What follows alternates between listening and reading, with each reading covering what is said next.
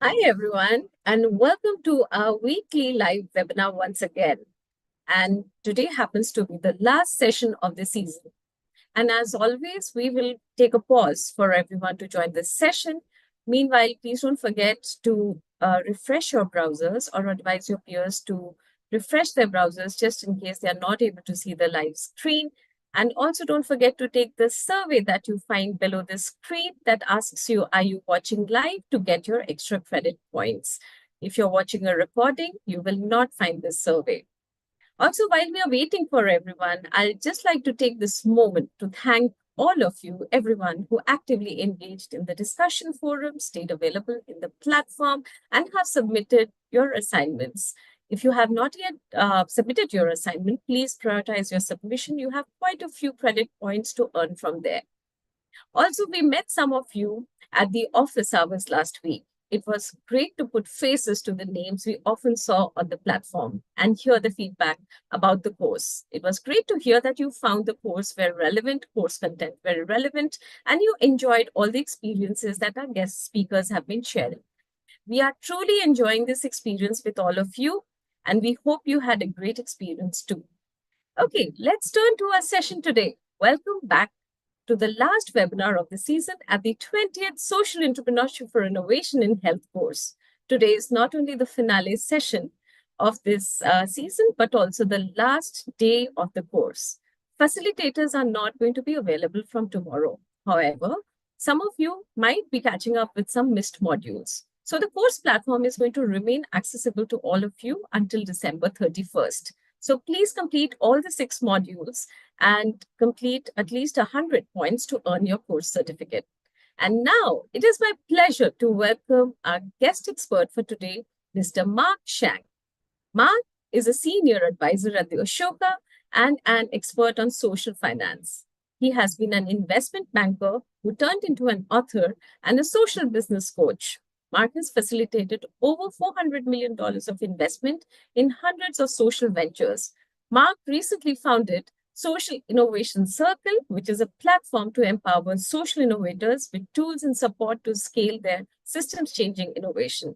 And today, Mark is going to present us with a workshop on how to grow your social business. Welcome, Mark, and thank you so much for joining us today. It's a true delight for us to have the opportunity to learn from you. Thank you so much, Indrani, and hi, everyone. It's a real pleasure to join you on your final webinar of this series. So real pleasure. Thank you so much. You dive into your session, your workshop today about the life cycle of a social business and how to grow it. I would like to ask you briefly about your professional journey and your work with Social Innovation Circle. Yeah, sure. So very briefly, I mean, I began the first sort of 10 years or so of my career not very social at all. I was an investment banker working in London.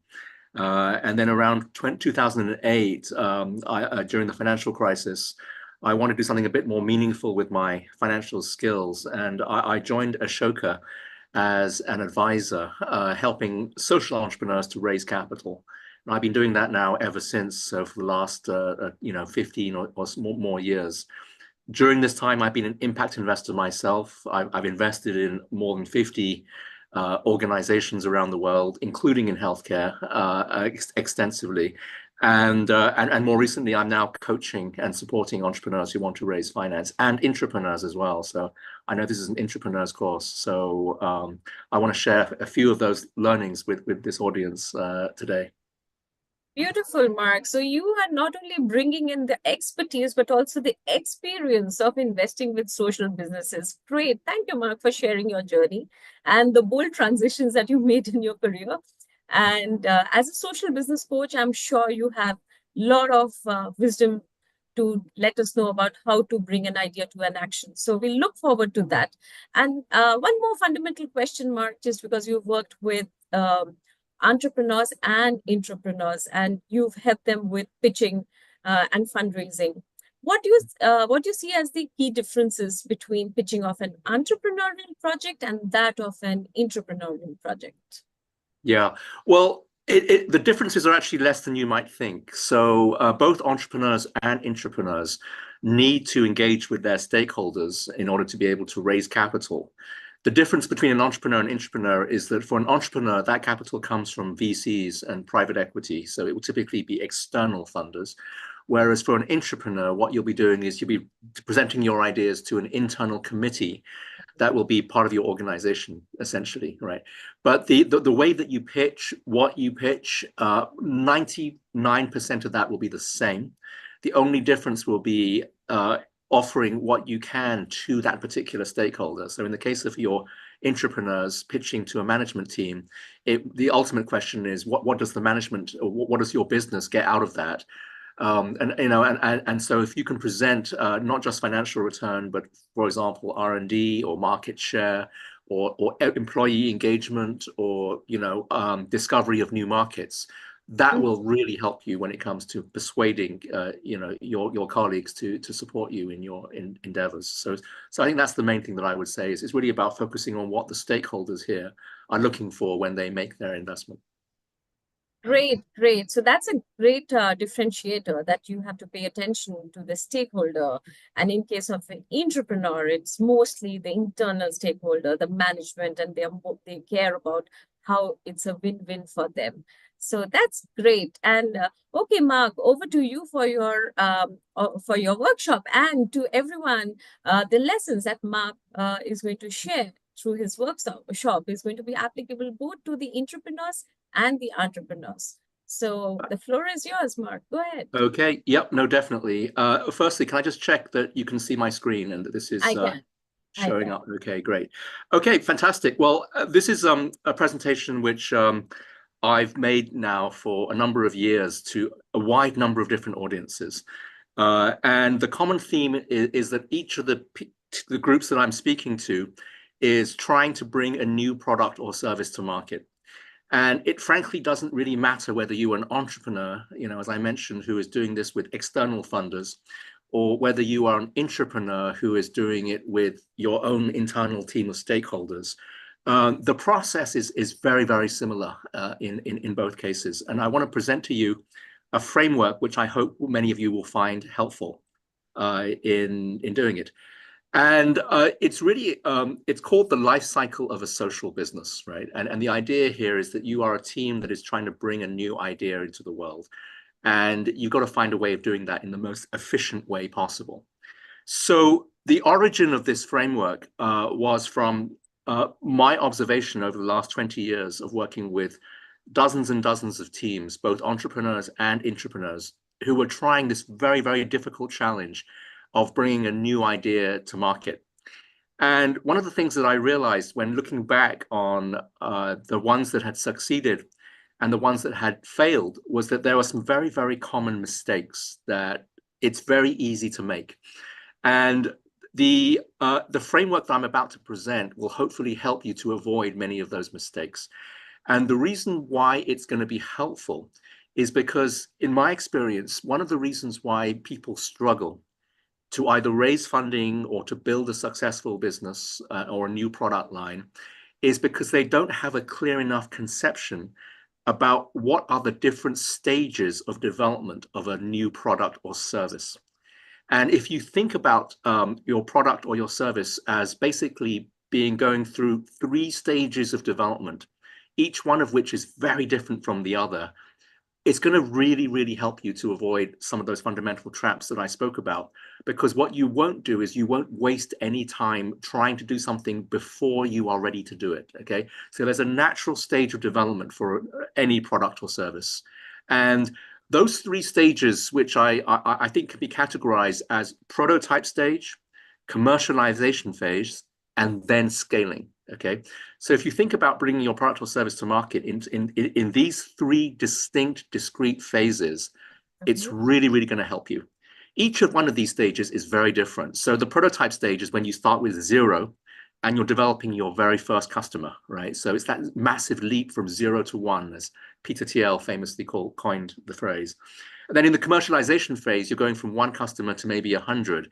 It's your earliest adopters. You're working with a very small group of customers and you're trying to refine and perfect the product or the service. And only at that point are you ready then for scaling up, which is going from 100 to 1 million customers or 10 million or 100 million or whatever it might be. And what you're doing in each of these phases is very different, right? So each phase is different. And for each stage, there's going to be a different goal or purpose that you have in mind, right? That means your activity is going to be very different, right? You're actually physically going to be doing different things in each stage. And you're going to be very self-consciously transitioning from one stage to the other, in which case things will then change. The team that you have and the way it's organized is going to be different in each stage, radically different, in fact. And finally, there's going to be a different type of funder who supports you in each stage. So the mistake that people make is that they confuse these different stages, and very often they end up pitching the wrong stage to the wrong funder. So for example, if you are in the prototype stage and you're just developing your product for the first time, it's absolutely pointless speaking to a venture capitalist, right? They're at the wrong stage because they only come in during the scaling phase, right? But anything before that is going to be a waste of your time. And that's why a lot of people struggle, because they don't understand clearly enough the distinction between these three stages, right? By the way, as I go, Indrani, I know that you're going to be collecting questions that people have. So in a moment, I'm going to give an opportunity to ask some questions and we can have a little bit of a discussion around this. I don't want this to be a 30-minute lecture by me. So Sure. we'll please feel free to ask questions at the appropriate point. Okay, so in the prototype stage, I want to do a deep dive into each of these three stages, and I want to show you what happens in each stage and what you should be doing. Okay, and as I said, hopefully this will resonate with you, and hopefully this will massively increase your probability of success. So in the prototype stage, the goal is to build what we call the minimum viable product that someone will actually buy. Right? You want to build the bare essential minimum that is a viable commercial product. I know that earlier on in this course, you've already covered some of this ground in terms of thinking about what a minimum viable product looks like, right? And so the style of team that you want to have in that prototype stage when you're first developing the product and the business model to deliver that product is inventors in a lab, right? You are not a factory churning out services and programs, right? You are not some kind of McDonald's that's scaling up. At this point in time, it's all hands on deck. Everybody as an inventor, and everyone is looking at the product and going, "How can I make this better? How can I make this, more and more refined?" Right? And this prototype stage is actually everything that happens before you make the first sale. So there's a very clear moment when you switch from prototype to commercialize, and that is the moment when a genuine first customer hands over a contract to you and says, I will buy this service, I will buy this product.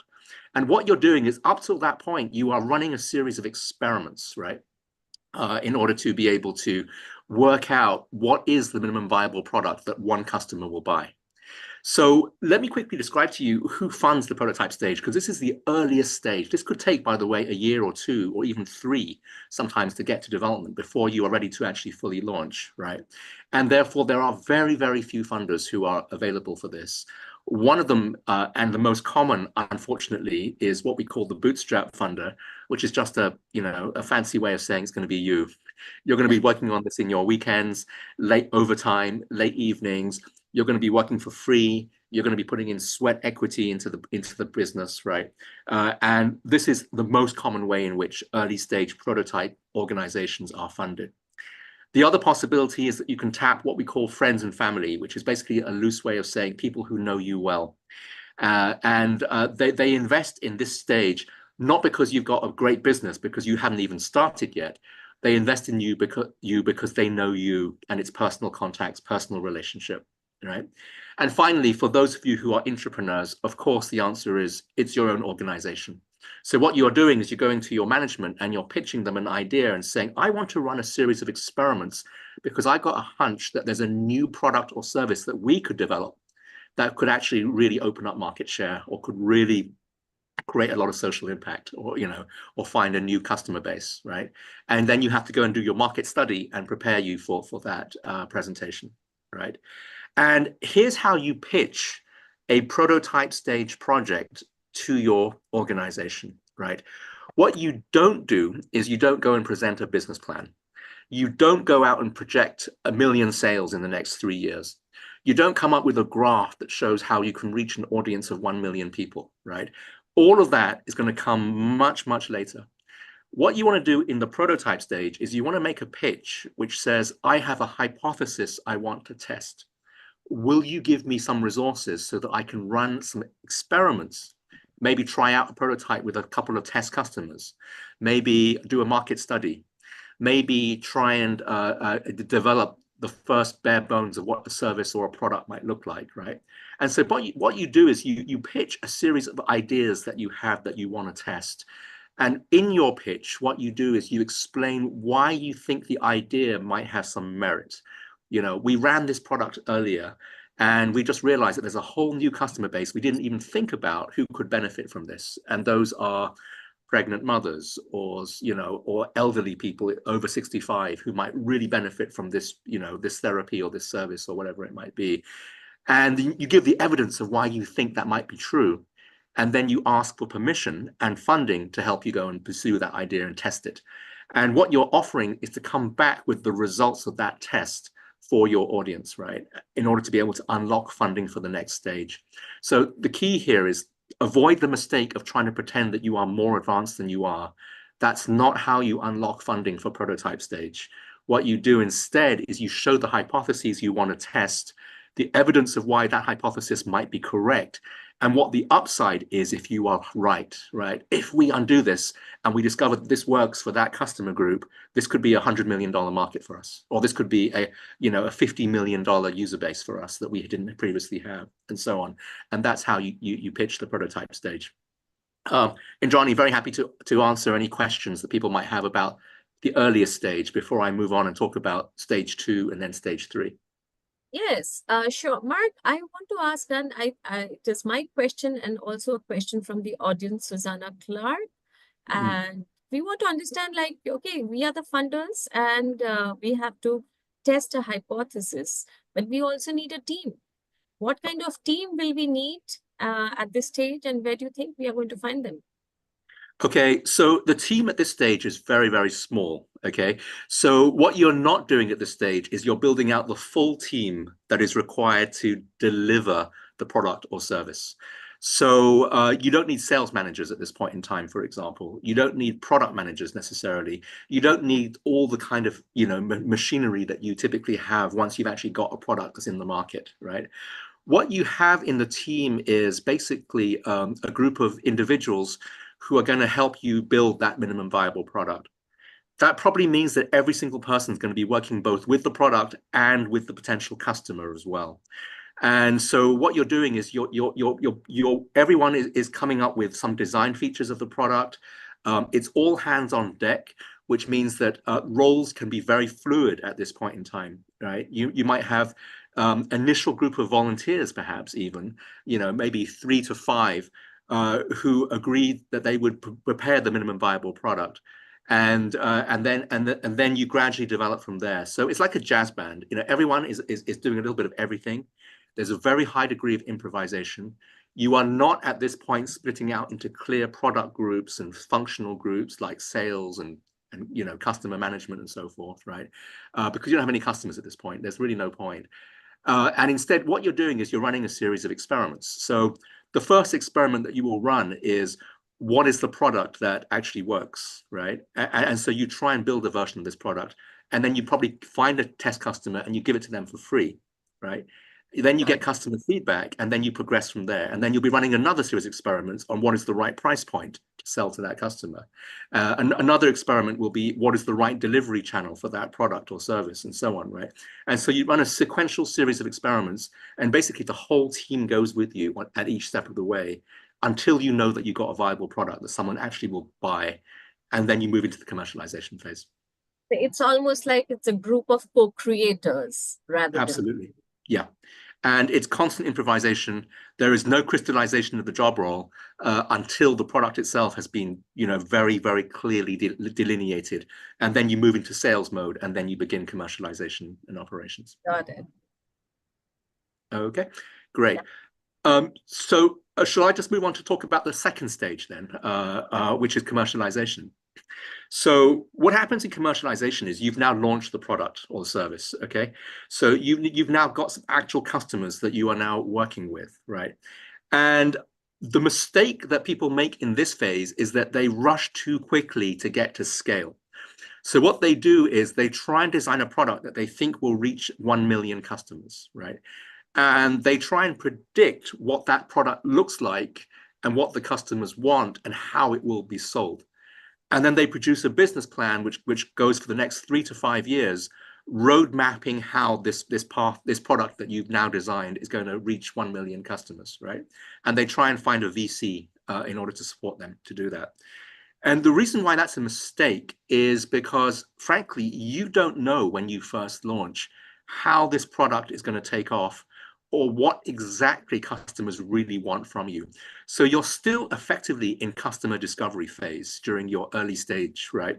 And you actually have to have the discipline in order to be able to not be too predictive about what your path to market will be, but actually to work with your early stage customers in order to get as much feedback from them as possible before you finalize the iterations of the product. And so you're still iterating and you're still improving the product as you go. And the goal of this stage is to achieve, of course, what we call product market fit, right? You know, something which absolutely delights your customers, resulting in strong demand. Something which has a price point which is sustainable, resulting in solid profit margins. And something which is ultimately scalable so that you can achieve high growth, right? So this is what we mean by product market fit. And how do you achieve that? Well, I think the best way of achieving product market fit is actually to take your commercialization phase, you know, the first 3 to 5 years of your product's life journey, if you like, after you've launched, and break it out into two discrete substages, which I'm going to call customize and then standardize. Okay. And here's how it works. In the customization phase, you don't want to be working with thousands and thousands of customers. You actually want to just work with a very small group of early adopters. And what you want to do is you want to be iterating as quickly as possible with them. So find your earliest adopters, make them your in-house champions, if you like, and really, really tailor your product to match their needs precisely until they tell you that they absolutely love the product and it's basically customized and tailored for them, right? And the size of your earliest adopters will depend on the nature of the product or the service that you are trying to bring to market. You know, but you know, think about, you know, the early stages of the Model T car, for example. Henry Ford was hand building. Before Henry Ford, people hand built cars for every single customer individually. And every single customer could demand the right number of, you know, the size, the color, you know, what features the car should have, and so on. So every car was hand built originally, you know, and that was necessary because people didn't know exactly what kind of car people wanted in the early days, right? And so once you keep doing that, eventually you'll get to the point where you know what your customers want. You'll know the right price point, the right features, the right delivery, and so on. And at that point, you're then ready to switch modes into what I call standardization. You're able to say, okay, I now know the recipe that most people like, and it's the Big Mac, and it has three buns and two patties of beef and so on, right? You know, and it has ketchup and whatever it might be.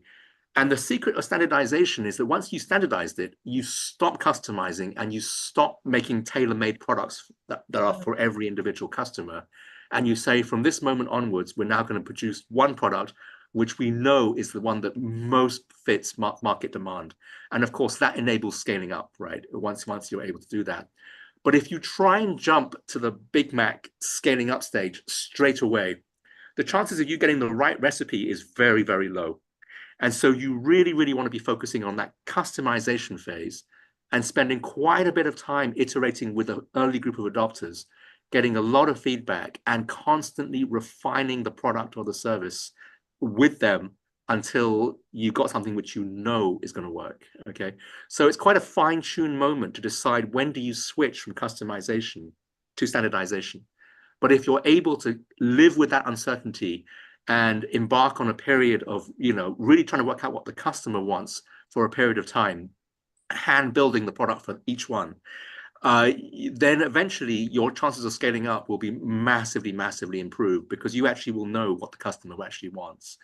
And in my experience, this is the single biggest mistake that people make when bringing a product to market is they want to jump straight to scaling and they're not ready for it. Okay. And so who funds this stage where you're basically, you haven't got a roadmap, you've got a product. And what you're doing is you're tweaking that product and custom hand building it for every single client. Again, it's a bunch of very, very early stage funders. So these are your angel investors who are basically high net worth private individuals who enjoy, funding these early stage projects. There are a number of funds that operate in this space who designate themselves as seed stage funds.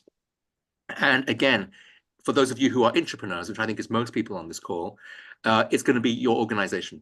So again, what's happening now is you're going to your organization and you're saying, my hypothesis was proven in the prototype stage.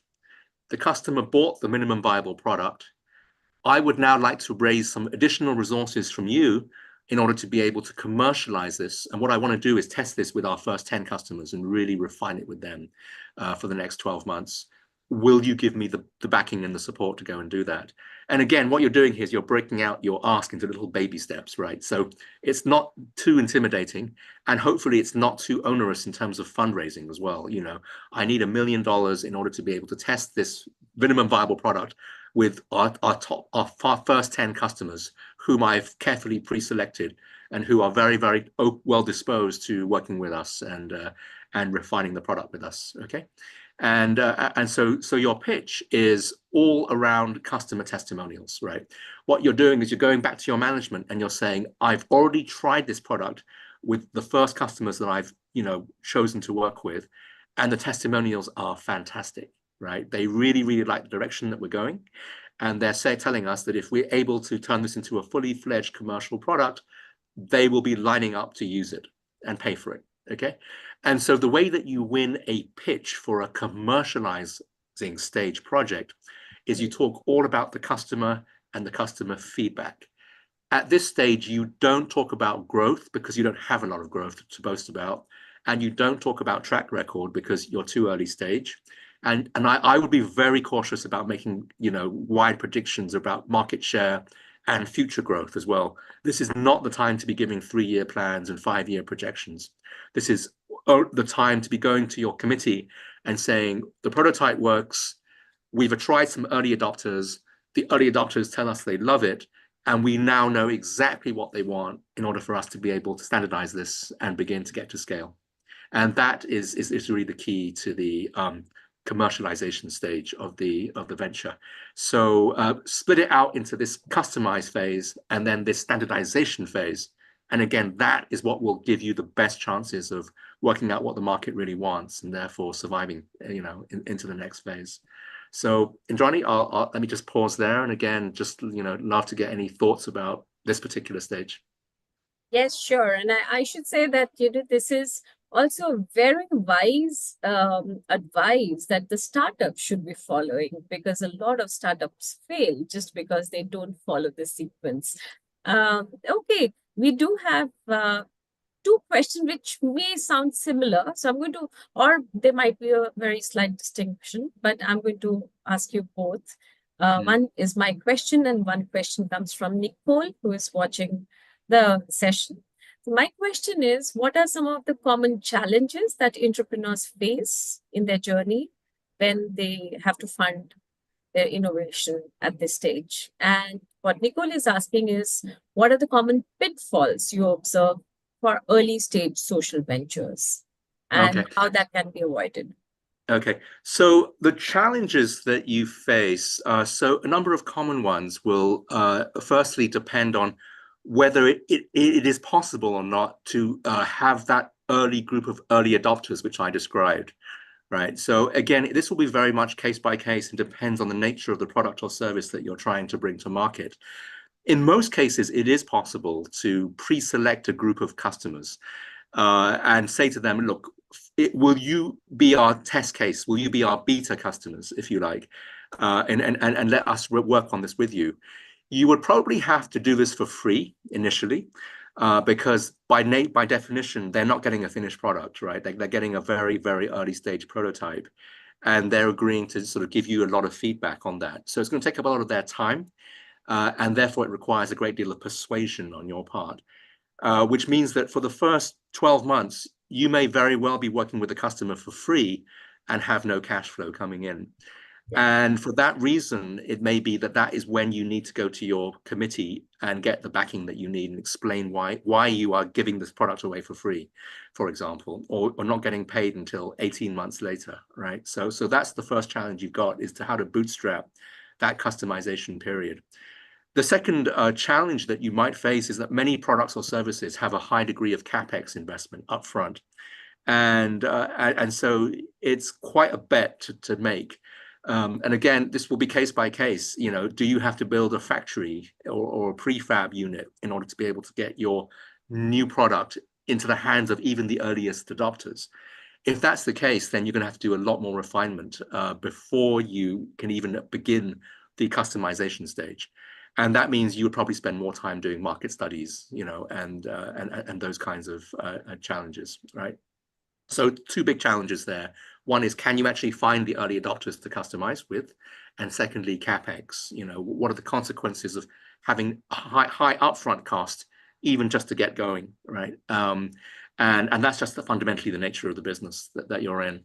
And again, in terms of the pitfalls, you know, all I can do is I can just share with you what I've seen as the mistakes that people make.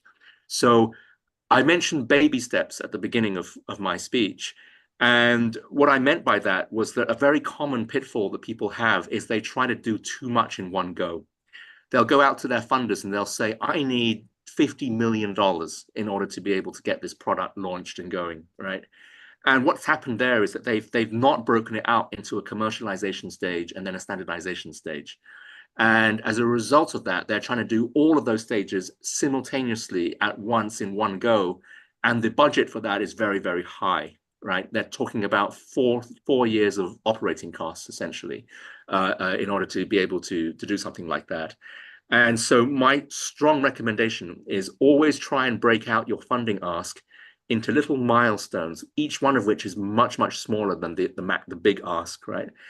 And it'd be ideal if those milestones could correspond to the stages that I'm talking about. Develop a minimum viable product in your prototype stage, customize it with a handful of early adopters in the commercialization stage, and then standardize it into a perfected product, which is ready for scaling in phase 2 of the commercialization phase, right?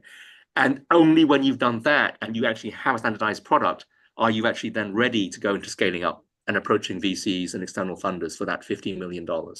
But before then, I try and work out everything down to the first 5 million and do it in these small steps that I'm talking about. Because A, it'll be much easier to raise the money. B, it's much less risk on the part of the funder, right? You know, if they give you $1 million and the commercialization stage doesn't work out, they haven't lost too much. But if they bet the farm on a blue sky idea that's going to, you know, either be $50 million or bust, that's a much riskier proposition for any supporter to raise, including your management. And so the way to de-risk that is to break it out into these little milestones, which I mentioned. Okay. Sure. And then, yeah. And then let me then just quickly move into the final stage, which is scaling up. So only after you've done the first 2 stages, which I described, right? Prototyping with a minimum viable product, customizing with early adopters, and then standardizing it, into a perfected finished product that you know is robust and that people like and that has the solid margins and is scalable. Only then are you ready for scaling up, right? And the goal is to maximize your impact, right? If you're a socially minded entrepreneur, right? Which may or may not be the same thing as actually doing it yourself, right? So a lot of organizations elect at this point, for example, to license their IP. Rather than building the product itself and delivering it at scale through production and manufacturing, they might decide that actually this IP is really good. Why don't we just license this out to others so that we can massively scale up delivery of this product or service, right? Particularly if it's a social product or service, whose goal is not to maximize profit or market share, but whose goal is to help as many people as possible. I've seen many different products and services developed in-house by entrepreneurs, and they've chosen not to actually scale it up themselves. They've chosen to license it.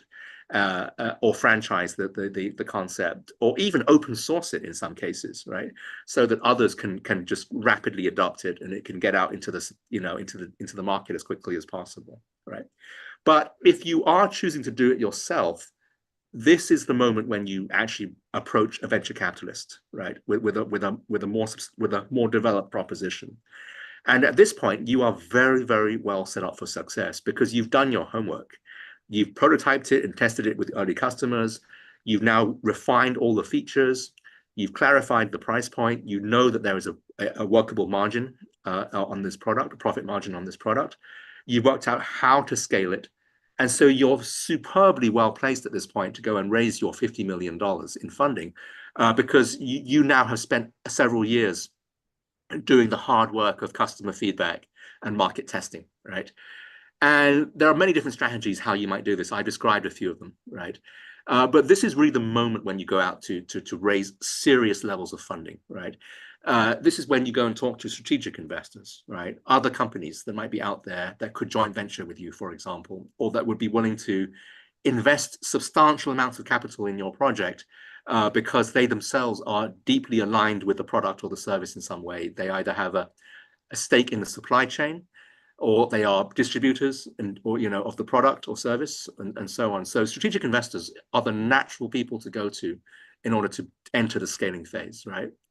This is also the universe of venture capital and private equity. This is where you go to raise your 10 to 15 million euros in order to be able to do substantial scaling. And finally, if you are an entrepreneur, this may be where your corporate balance sheet comes into its own, right? You've now got the evidence to go to your management team and say, we've proven this. We've got 50 customers that we've worked with as early adopters who have now given us substantial feedback on what they want. And that's the first 50 customers lined up. We think they will be lifetime customers because they really love the product. Some of them we've even approached to be strategic investors of ours. And this is the moment when the corporate can decide whether it really wants to invest and take your idea and turn it into a new product line or a new service line of your particular company, right? Or this may be the point at which your organization decides that it has already incubated your idea to a sufficient level of maturity, and this is the moment when it's time to spin it out. And we've seen many organizations build particularly impactful and social enterprise type business lines, incubated it within the organization, and then spun it out, because it made sense for it to spin it out in that way. Okay. And that's a great thing if that happens, right? So one of the top social enterprises in China, for example, where I'm based, is a company called Good Doctor, which is basically a telemedicine service where people can connect with a doctor on a smartphone and also receive medicine and prescriptions through direct delivery, right? That project was incubated within Tencent, which is the top telecoms provider and internet provider in China. It was incubated for a number of years, and then Tencent decided about 5 years ago that it would make sense to spin it out as a separate business line entity in its own right. And that project has now become a unicorn today. So it's one of the most impactful social entrepreneur incubated businesses that is now out there, and already has over 100 million customers, doing what it's doing. So this can certainly happen, and your organization may feel spin-off is the right path for this business at this point in time. Okay, so that's who funds the scaling stage. And how do you pitch a scaling stage project? This is where you talk about track record. This is where you say, we've been doing this for 5 years. We've got a tremendous track record of growth. We've been doubling every year during those 5 years. Our customers love this product. We've now standardized it to the point where we can churn it out at scale. And we think the growth potential of this is 200 million users potentially of this product or service, right? And so that's much more like a classic pitch that many of you on this call would probably have put together and been presenting, right? My only caveat is don't do that at the beginning of your journey. Do it at the middle or even the end stage, which is the scaling stage, phase 3, not phase 1. And if you do that, you'll be very well positioned for takeoff and market success. And so really that is the whole theory in a nutshell. three stages in the life cycle of bringing a business to market. There's the prototype stage with the MVP. There's the commercialization stage, which you split into customize and then standardize.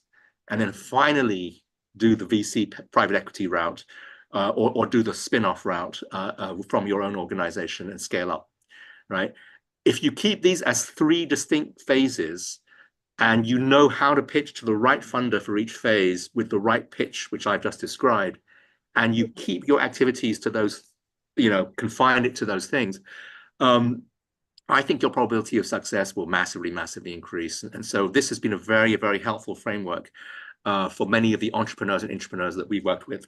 And I said, I've seen them do it at every level and at every stage, and every size of capital from 1 million euros up to 300 million euros in some cases. And some of them have now become unicorns, as I've mentioned before. So this will help you avoid those pitfalls that I mentioned, trying to do too much too early, approaching the wrong funder for the wrong stage, making the wrong pitch to the funder, right? Not doing customer testimonials for the commercialization pitch, for example, or doing a VC style growth stage pitch when actually you're just prototyping, right? You can avoid all of those mistakes, and breaking it out into little discrete steps so that you don't have to raise all your money at once on day one, and then just have a business plan which has only got a one-time probability of success. This way, you can actually evolve your way forward using these three steps. Firstly, you build the minimum viable product, then you'll have your earliest adopters actually guide you to what the market wants, and then you go for the scaling, right, at that point in time. And that, I think, is going to, make the difference between success and failure in many cases. So here's the dirty secret of entrepreneurship. Ideas don't fail because they were bad ideas. Ideas typically fail because the execution was messed up, right? Was poor. And I think the execution, this three-stage thinking will help sharpen your execution and your bringing to market of these three ideas. So thank you very much for that, for listening to me. We have a little bit of time, I think, for a little bit more Q&A, and then Indrani, I'm going to hand back to you to close us out. But hopefully that was a useful and helpful framework. That was a great session, Mark. A lot of the people who are watching us already, learners, they have already shared with us that you shared great insights, and it certainly resonates a lot of things that they were already looking for. So they are very happy with all the tips that you have shared. And some of the things that you shared, something when you go to a business school, what you learn is all of this, like building blueprints, building business plans. So the moment you are out of the school, this is all that you want to do. So this is a social business coach who actually says, yes, try and practice, but in stages. Everything does not need to happen right at the beginning, and you do not need to have a 5-year plan. So test it slow and steady. So thank you, Mark. Thanks a lot. I think that was a very insightful and very, I will say, very easy steps. You made sounded very easy, that these are the to-dos, and this is how you need to keep things in mind and do the right thing at the right stage. So thanks for those insights, Mark. Thanks a lot. Mark, we have some of our learners from the audience who is asking you, if you look back, what's something you wish you had known earlier in your journey with social businesses? So a couple of things. So the framework that I just presented really came out of a lot of trial and error, and a lot of failures that I've observed, of products that should have succeeded and didn't succeed. And when I think back on why, it was one of these mistakes that I just mentioned, right? It was getting the timing wrong, and it was understanding the stages incorrectly. And so I guess one of the things that I would wish I'd known earlier was the importance of getting customer feedback and not over relying on business plans. Like everyone else here, I've been through the same business schools and, come up with that theory of how to produce an amazing pitch deck, right? And there's this saying that there's more fiction written in Excel than there is in, novels. And it's partly true. I mean, we can all crunch numbers and come up with, hockey stick projections, right? But Mm. actually, what really matters is getting customer feedback. And you don't want to rush, you don't want to rush past that stage, nor do you want to ignore it, right? And nor do you want to build past it by being too predictive on what you think the market wants. So the second thing that I would say is don't assume you know what the market wants. You've got to ask the customer. And the answers that you get back will surprise you. I guarantee they'll surprise you. I could never have imagined some of the feedback that we got on some of the products that we thought were absolute game changers, and then customers that we worked with said, actually, this is totally irrelevant to my situation, and really we should be thinking about in the following way. And also because there's frankly feedback that you get from customers that is so left field or unusual that there's no way that you could predict it from a business plan.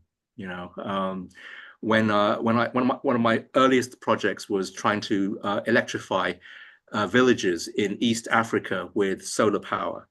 And we had these incredible solar panels that we were going to distribute and put out there. And and then we discovered that that they were made of the wrong material. They were made of metal. They were made of aluminium, which is what we assumed a solar panel should be made of. And then we realized that in Indonesia, which was the market that we were working in, metal doesn't survive very well on the roofs of these villages, particularly during the monsoon and the rainy season. And so we switched to bamboo, right? And I could never have predicted that. None of my engineers could have predicted that. Only the market can tell you that once you're actually out there. So listen to the market and be ready to change everything about what you do based on what the customers tell you. Certainly. And I also see, I think in the recent times, customer testimonials are being, or feedbacks are being valued a lot. So any new products, whether it is in the social businesses or whether it is in the commercial businesses, more in the social businesses, especially healthcare, where people are talking about food, where people are talking about diet, or even alternative medicines. They are talking about how customers have benefits. So I can really see that correlation that you are talking about when you're building a product. So Yep. thanks, Mark, for sharing that insight. Mark, we have a few participants, Christina, Asma, and a few others ask you another question. And that's, how can you manage egos and competition of managers and peers within a company to stay focused on creating social impact? Oh, such a good question. So wherever you got human beings, you're going to have egos, and that is always going to be a challenge, I'm afraid.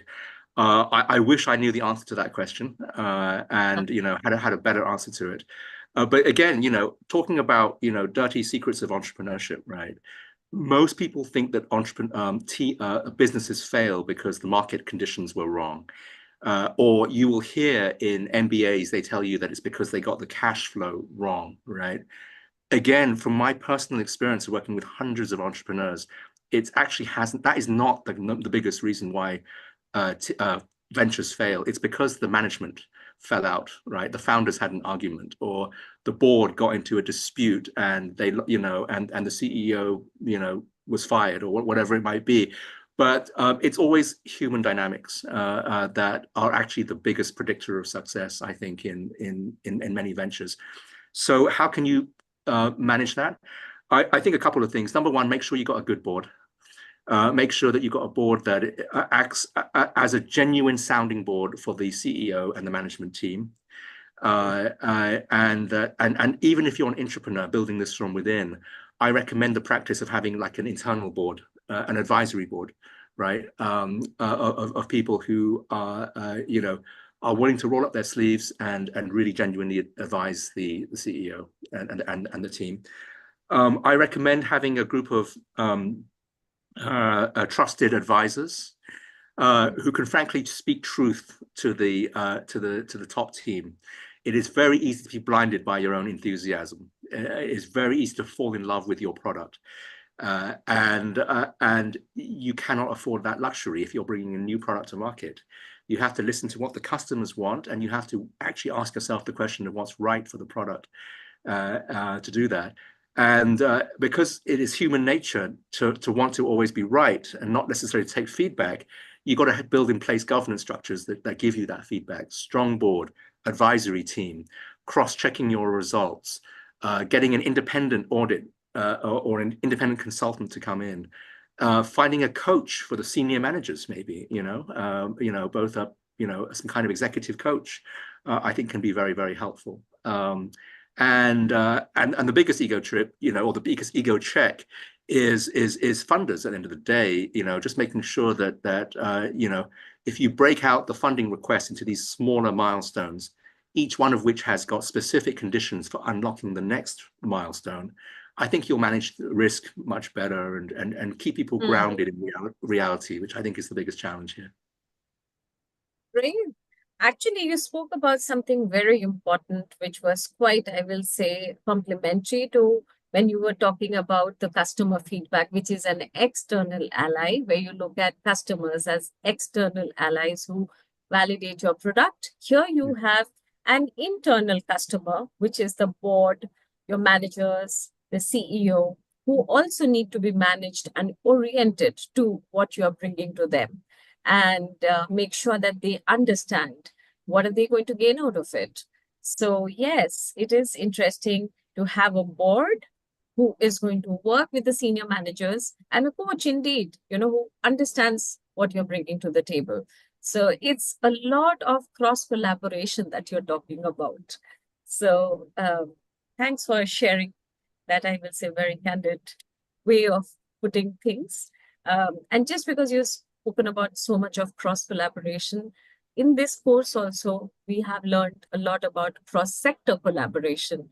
So, one of the questions I have for you is, what can an entrepreneur learn from an entrepreneur, and vice versa? What can an entrepreneur learn from an entrepreneur? Okay. So I think what an entrepreneur can learn from an entrepreneur is a very high degree of agency, right? I think that if you're an entrepreneur, you are used to operating in a corporate setting, which is very hierarchical. And, it's also quite safe. There is a job description, you know what you're supposed to be doing, and you go ahead and do it, right? And typically you get promoted if you're very, very good at fulfilling something which has already been set down, or at where the markers of success are very clear. An entrepreneur's life is totally different, of course. An entrepreneur is making it up as they go. And the classic analogy is you build the aeroplane on, in mid-flight, as it were, which means that entrepreneurs are very, very good at constantly changing what they do, what they're focused on, and so on, right? So that degree of can-do spirit, I think, is something which every entrepreneur should aspire to and get infused with, right? So I think agency, improvisation, and the ability to be very adaptable and flexible, and to realize that you can go ahead and do it, right? That the answer is the answer is yes until you hit a roadblock, and then you work your way around the roadblock, right? That's the classic entrepreneurial skill, I think, is to move forward in that way, right? And so I think it's a slogan at Ashoka, which we often hear from social entrepreneurs, is ask for forgiveness, not for permission, right? Totally counter to a corporate culture, typically, right, where you have to get pre-permission before you can even start anything, right? So how you can cultivate that spirit, I think, is helpful. And then I think entrepreneurs can learn a lot from entrepreneurs, and I think what they can learn from entrepreneurs is discipline and framework, right? Companies that have lasted for some time and are successful for a reason. And I think the reason is because they standardized and structured a lot of the best practices already. It's embedded in the company code of practice. It's embedded in your standard operating procedures and so on. And I think that every entrepreneur needs to be evolving from chaos to order. And that really means trying to standardize things as soon as possible, so that they bring some order to it. So the entrepreneurs who are constantly reinventing all the time and they're never coalescing into a business model are always going to be burning out, right? But what they need is that discipline to go, okay, what is our standard operating procedure? How do we actually build this product now? And what is the manual for doing so? And I think the sooner that entrepreneurs can build that into their systems, the more successful they are as entrepreneurs. So I think there's a huge cross degree of, pollination between different disciplines and cultures, between intrapreneur and entrepreneur. And the ideal is the blend of those two together, but that is extremely rare to find. But, I think the people on this call are in that extremely rare group. Yes, indeed, they are a rare group, and exactly what you said. I mean, like they can create alliances through peer-to-peer interaction, just because exactly what you said, like, they can learn from each other. That's what our course and the discussion forum interactions allows, to learn Mhm. from each other and kind of, so probably, some of the entrepreneurs who are taking the course can also look at some of the ways in which our entrepreneurs have been operating, and same kind of questions the entrepreneurs can also ask our entrepreneur. Today is the last day of the course, unfortunately, but yes, our learners have been engaging on this cross conversation. So thank you for mentioning what they can learn from each other. Mark, we are moving to the we are moving closer to the end of this session. So I would like to bring up my finale question for you, which is, what are some of the funding and financing trends and innovation you are seeing in the healthcare sector emerging? Oh, okay. So one of them is very, very relevant for this group, which is that I think one of the biggest trends in the world today, not just in the healthcare sector, but all across, early stage startups and so on, is the rise of the corporate investor.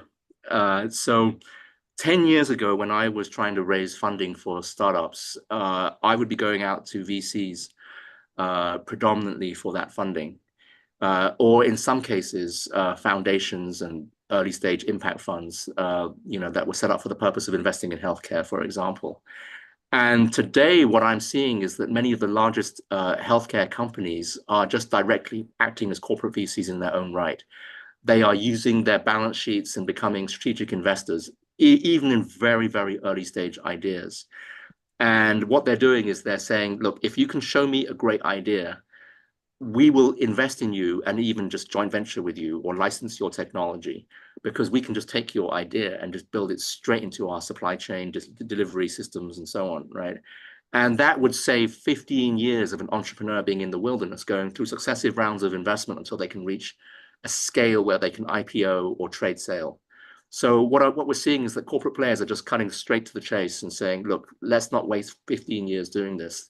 Let's just directly be a player in the space. So I'm very excited by that, because what it means is that we can accelerate ideas to market much, much quicker than previously. So, for example, in the AI space, Microsoft has invested more in AI than all VCs put together. And you can just see this across the board with different verticals. That's the case. So the rise of companies using their own balance sheets, becoming essentially VCs in their own right, very interesting trend. The other interesting trend is the incubation of new ideas within companies themselves. So I've worked with a number of different companies that have set up their own innovation labs in-house. And what they're doing is, they're providing a space essentially for intrapreneurs to work with entrepreneurs from outside, but incubating the ideas in-house. And I think that's super exciting again, because the companies here are the best laboratories of innovation, right? Better than universities, better certainly than just startups, doing it by themselves. So you got all that expertise, all that resource, all that capacity to bring. You're the best place by far for innovation to flourish, right? So I think that recognition, I think, has really galvanized the healthcare innovation space, and I'm really looking forward to seeing more of that as we continue. So I think everyone on this call is really joining this market and entrepreneurship at just the right moment. I think we're about to enter a golden age of healthcare, and it will be driven by corporate innovators, not by VCs. That's a great news for the entrepreneurs, that they will be having this opportunity within their organization, especially if there are corporates who will end up setting up innovation labs. So something that they have been thinking, like entrepreneurs have been struggling about how to pitch ideas, where to pitch ideas. Now this will emerge as a platform within the organization. And in fact, it's not entrepreneurs who have to look for an opportunity. It will be the organization who will be looking for the opportunity to look for entrepreneurs and their ideas. So that's a great news, Mark. Thanks a lot for sharing that. And Mark, do you have any parting advice for the learners who are going to embark on their efforts in their entrepreneurial journeys? Well, I just want to say congratulations. As I said, you are joining the industry at an extraordinary moment, where people are very open to new ways of promoting innovation. Entrepreneurship, I firmly believe, will be at the cutting edge of this. And in the coming years, we're going to be heralding entrepreneurs in the same way that we herald entrepreneurs right now. The balance sheets and the funding will come from large companies. It won't be from VC, as I mentioned. It will be from existing players who already have deep domain expertise in their particular areas and who are therefore ideally placed to spot and bet on the next winners in this space. So I think I fully expect entrepreneurship to be a recognized career path for many executives and professionals, and therefore this is a great time to be doing this, and to view every time you do this as just more practice and more learning. So you're going to have many different products and services that I'm sure that over the course of your careers you'll be bringing to market. It gets better and easier every time you do it, and you're going to really build up a tremendous expertise in this space. So think of yourself as career-long entrepreneurs, regardless of where you actually get employed. And as I said, I can't wait to see the innovations that are coming out from this, culture.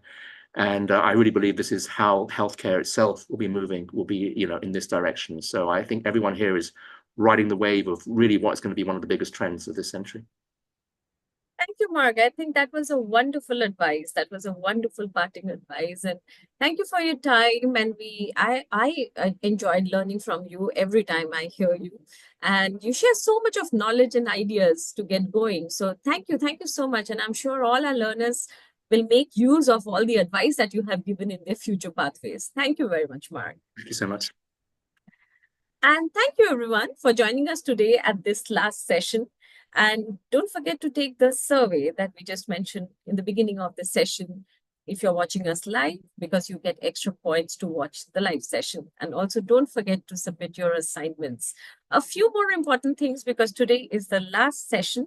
So a few more important reminders for all of you before we conclude. Though the course officially ends today, you still have a grace month to complete your missed portion.